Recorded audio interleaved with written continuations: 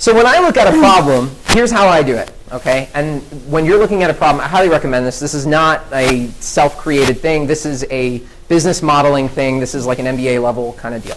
When you break down a problem, there's four questions you need to ask. Number one, what is the problem? Now you have to be specific here, because if the problem that you say is there are too many rules, that's not a real problem. That's hyperbole. There are a lot of rules. No. You got to say, I have this specific set of billing that I need to take care of, or codes that I need to make sure are coded correctly, right? And right now, I'm not getting 94% collection rate based on my allowable, right? I'm getting 30% or 40% of my allowable, right? Okay. That's a real problem. The next thing you want to ask is, why is it important? This might be obvious in a lot of cases, right? Especially in that case. Why is it obvious? Because as a biller, what happens to your reputation at the office if you get 50% more collection rate for that practice? Yeah. Life is good, right? Okay. What happens if you keep it at 30%? Maybe I've set my expectations as a practice owner. You know, that's pretty much what it should be. So I'm not happy. I'm not mad at you. It is what it is. All right. The next question is, why is it difficult to solve? This is important because you need to identify the complexities, the challenges involved with solving this problem. The first one we already talked about, right? What is it?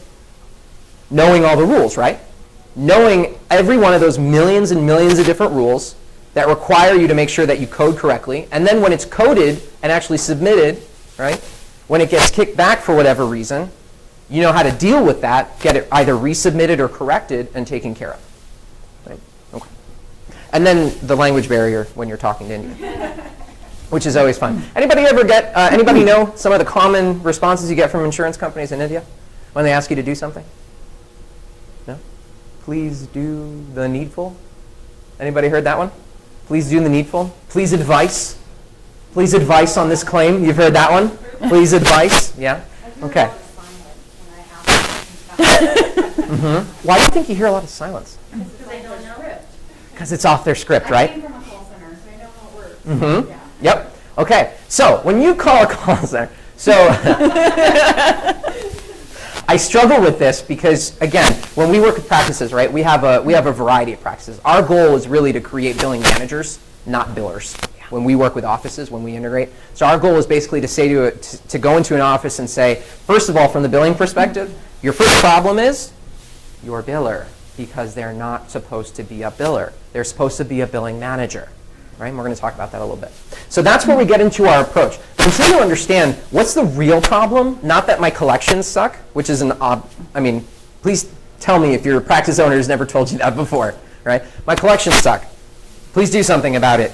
It's your fault. You're the biller. Get me paid. I'm breaking my back treating patients, and you're the reason I'm not getting paid, right? Am I hitting a nail? Yeah, okay. Okay. So, but is that a real problem? No, that's emotion, right? That's me responding emotionally to the fact that I can't make payroll, or I can't get, I can't get that car that I want, right? Or I can't hire that extra person, that associate doctor, right? So all that big spectrum. So we need to understand what the real problem is. And guess what? If you can help your practice owner understand what the real problem is, again, where's your reputation go in the office?